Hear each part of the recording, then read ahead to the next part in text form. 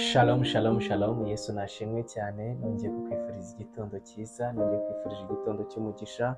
Wowe n'abawe umunsi wa gatanu wabera umunsi wo kumenya Imana birushijeho. Ibibazo mwari mufite Kristo abikemure kugira ngo mukomeze mumwizere kuko ari umwami w'amahoro. Uyu munsi tugiye kuganira amagambo Imana yashyize ku mutima wanjye. Tugiye kuganira ku nyungu ziva mu gushyigikira umurimo w'Imana.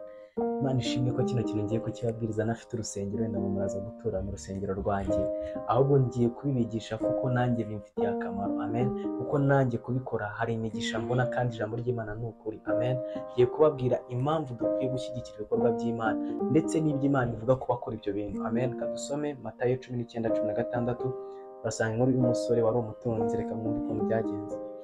Nuko umuntu aza ahari aramubaza ati, mwigisha mwiza, nkora iki ngo mpabwe ubugingo buhoraho? Nawe aramusubiza ati, unyitira iki mwiza? Umwiza n'umwe gusa n'Imana, ariko nushaka kugera ku bugingo witondera amategeko. Aramusubiza ati, ni ayahe? Yesu aramusubiza ati, ntukice, ntugasambane, ntukibe, ntukabeshyere abandi, wubahe so na nyoko, ukunde mugenzi wawe nk'uko wikunda. Uwo muhungu aramubwira ati, ayo yose narayitondeye, none icyo nshigaje ni iki? Yesu aramusubiza ati, nushaka kuba utunganye rwose, genda ugurisha ibyo utunze maze uhe abakene, nibwo uzagira ubutunzi mu ijuru, uhereko uze umurikire.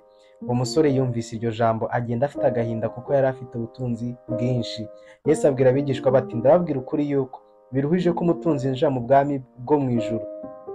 Ndetse ndababwira yuko cyoroshye ari uko ingamiya yanyura mu zuru ry'urushinge kuruta ko umutunzi yakwinjira mu bwami bw'Imana. Abigishwa babyumvise barumirwa cyane bati, ubwo bimeze bityo ninde ushobora gukizwa? Yesu arabitegereza arababwira ati, ibyo ntibishobokera abantu, ariko ku Mana byose birashoboka. Amen. Abantu benshi bahita bavuga ngo abakire ntabwo bazajya mu ijuru, ariko reka twumve icyo ijambo ry'Imana ribivugaho. Reka nkubwire ikintu gikomeye. Imana, urugero rukomeye izabona ko uyikunda ni urugero rwo gutanga kwawe, ni urugero rwo gushyigikira umurimo w'Imana. Amen. Kuko uyu musore ni ikimenyetso cyerekana ko umuntu yakirinda gusambana, umuntu yakirinda kwiba, umuntu yakirinda kwica, umuntu yakirinda amategeko 10 yayubahiriza, ariko iyo bigeze ku kintu cyitwa gufata ku bijyanye n'ubutunzi bwe ngo atange, haba ikibazo. Amen. Niyo mpamvu ijambo ry'Imana, kadusomere rino jambo wumve.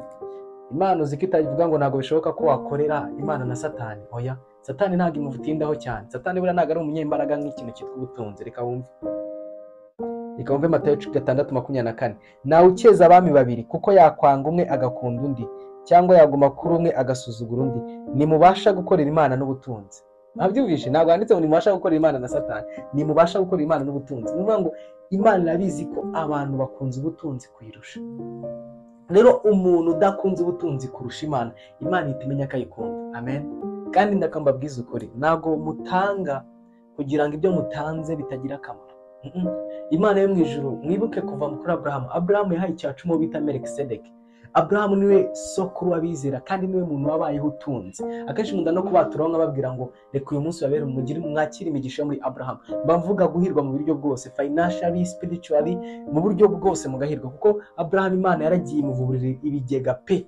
Amen. Imuha ubutunzi. Ntabwo byitwaga ngo yagiye ku rubuye ngo niho yagiye gutura, yahingaga ku rubuye rukera cyane kurusha Loti, kuko yari afite ibanga ryo gutanga icyacumi. Yajyaga agiha Melikisedeki, abitoza abana be. Murabizi ko Yakobo, amen, Yakobo ari Beteli yabwiye Imana ati, ningenda amahoro, amen, ningenda amahoro ngagaruka yandi, urumva, ngo nzafata kimwe mu 10 mu byo nzaba nungutse nyiguhereza. Kimwe mu 10 gihereza nde? Ntabwo ugereza pastor runaka. Kimwe mu 10 gitanga mu nzu y'Imana, gushyigikira umurimo w'Imana. Amen. Reka dusomere rino jambo. Ushaka kwibaza se njye ninanga ko Imana imbwiye ngo izavubura ibigega byanjye, bizagenda bite ubundi? Kuki Imana imbwira ngo nange ye izamike? Dusomere rino jambo ryiza ryakoze ku buzima bwanjye. Mu rwandiko Pawulo yandikiye Abakorinto rwa 2:9-10 aranditse ngo, iha umububyi imbuto n'imitsima yo kumugaburira, niyo izabaha ibongereye imbuto zanyu zo kwiba, kandi gwiza imbuto zo gukiranuka kwanyu. Reka no jambo risubiremo wumve. Iha umubibyi imbuto n'imitsima yo kumugaburira, niyo izabaha ibongerera imbuto zanyu zo kubiha, kandi gwiza imbuto zo gukiranuka kwanyu. Ijambo ryumve, iha umubibyi, ni ukuvuga ibyo dutanga byose ni Imana ubwayo iba yabiduhaye. Ngihereza umubibyi imbuto zo kubiba. Si ibyo byonyine, afite yo kumuha imbuto zo kubiba ngo imuhereza ibimutunga, ndetse na ya mbuto yateye Imana ikayongera ikayikura. Ni ukuvuga ngo bishatse kuvuga iki? Ni ukuvuga ngo Muhoza nimba ashyigikiye igikorwa cy'Imana, Imana isezeranyije ko ntazigera asonza, kandi na rya mbuto cyangwa se n'aya mafaranga yawe cyangwa se n'ubundi bushobozi bwanjye nabibye muri uriya murimo w'Imana, Imana izawumartipuriya. Amen. Izawumartipuriya. Jya utinya ijambo Imana yibwiriye ngo mungerageze. Ibindi bintu byose biravuga ngo kugerageza Imana ni icyaha, ariko yaravuze ngo mungerageze, mungeragereshe kimwe mu icumi, mukingeragereshe murebe ukuntu mbasukaho umugisha mukamaraho muwukwiza. Abantu benshi turi kwirimita, niyo mpamvu imigisha yose iri kubura. Uzi impamvu se? Turi kwanga gushyigikira imirimo y'Imana. Umurimo w'Imana uragukeneye, ukeneye financial support. Niyo mpamvu Imana yaguhaye ubutunzi. Biravuga ngo umutunzi Imana yaguhaye no kugira ngo uyikorere, waremewe kugira ngo uyikorere. Amen. Ibi ntabwo ndi kubikubwira ngo kugira nakire amafaranga yawe, simfite itorero. Ndi kubikubwira kugira ngo utoze umuco mwiza uzatuma Imana ikunezererwa, uzanatuma ukunda Imana cyane. Biragoye ko waba uri umucuruzi w'umujura ngo utange icya 10 byonyine, no kuri shikarete bari inyungu ya 5 wakuramo icya 10 ukagihereza Imana. Ariko iyo umuntu ashize amanga agafata icya 10 cy'akagihereza Imana, Imana avuga ati uyu muntu arankunda kuruta ubutunzi. Kandi koko umuntu ufata ubutunzi bw'akabutanga mu murimo w'Imana, Imana ibizi ko hanabaye no kuvuga ngo abakristo bicwe, uwo muntu yakemera gupfa. Amen. Iryo jambo raryumvishe, ngiho umubibye imbuto zo kubiba, ngo ni nayo imuhereza ibyo ibasha kumutunga, ndetse na ya mbuto ikayongera.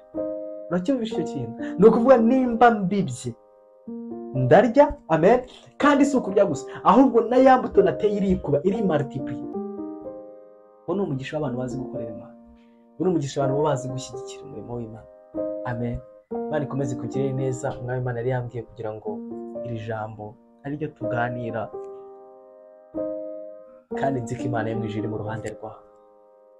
Imana irashaka kugira ngo igukore ku maso. Narababwiye ngo ubushize hari abantu benshi banga gutanga icya 10 ngo amafaranga ni menshi, nyamara bari kwitera imivumo. Amen. Ugasanga wanze gutanga icya 10, muri uko kwezi wanze gutanga icya 10, firigo yapfuye, abana barwaye, ya mafaranga arikubye abaye menshi kuruta uko wari no gutanga icya 10. Kuko akenshi ryo ngo icya 10 gikora ibintu bibiri: Imana ikuvurira amasoko, ikaguhaza, ikaguhereza amafaranga, cyangwa se ikindi kintu wabibye kikagaruka ari cyinshi. Ikindi kintu shyira protection ku bintu byawe. Icya 10 kirinda abakozi b'Imana, icya 10 kirinda abana bawe, icya 10 kirinda ibikorwa byawe. Amen. Hari umugabo watangaga icya 10, kamuvugeho gatoya dusoze. Yatangaga icya 10, igihe kiragera muri karitsiye yari atuyemo hatera umuriro. Ni ukuvuga ngo ibintu birashya kubera amashanyarazi, birashya urugo ku rundi harashya, ngo ariko umuriro ugeze ku rugo rwiwe urataruka ujya ahandi. Amen. Inzu y'ibiguma ari nzima, abantu barumirwa, ngo umwuka w'Imana aramubwira ngo this is because of tithe, cyangwa se iki ni ukubera icya 10. Amen. Icya 10 ni protection y'ubuzima bwawe. Hari igihe umuntu utanga icya 10 ubona umaze umwaka utarwara ukagira n'ikindi, ni ukubera cya 10 cyawe. Ntabwo Imana yakemera ko urwara, ugira expenses, ugira ibintu usohora, kandi bizi ko wowe usohora mu murimo wayo, iragenda igafata wa wundi utajya ushyigikira umurimo w'Imana ikamuhoza mu bihombo nyine, kuko n'undi amafaranga yiwe aribwa n'abandi. Ntabwo Imana iyazi, ntabwo ibikorwa by'Imana biyazi. Amen. Ariko umuntu ushyigikira umurimo w'Imana, Imana imuha umugisha, imuhereza protection ku bana be nibarwara, inzu yihora ari nzima, buri gikorwa cyiwe, buri business akoze, Imana irayirinda ikayizigama. Amen. Imana irakubwira ngo ntushobora gukorera abami babiri, ntushobora gukorera Imana n'ubutunzi.